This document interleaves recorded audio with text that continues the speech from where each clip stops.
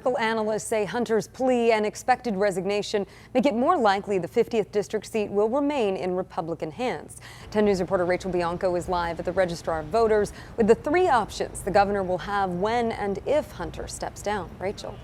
Lindsay, voters will head to the polls here in just a few months for the March primary, but whether there is an election before that depends on Duncan Hunter's next move.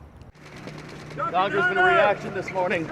The media attention is about to move from the federal case against Duncan Hunter to the candidates making their case to replace him. I think it's a horse race, absolutely. Political analyst John Dadian says Duncan's expected resignation means the 50th district will likely stay Republican. Because mathematically, this is clearly by registration, should be a Republican seat, and Camp-Najjar possibly could get in the runoff if he's the only Democrat. However, I think any Republican will be able to defeat him in the general election. So I do predict that it'll stay in Republican hands. There are three big Republican names vying for the spots. Brian Jones, huge.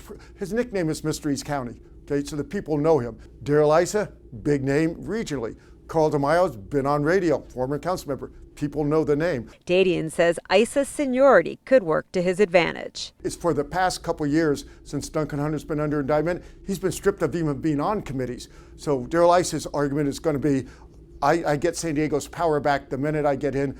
My other opponents are going to be freshmen. That's a very powerful argument. When and if Hunter resigns, the governor can leave the seat unfilled for the remaining term, call a special election, or combine a special election with the March primary. It all depends on timing.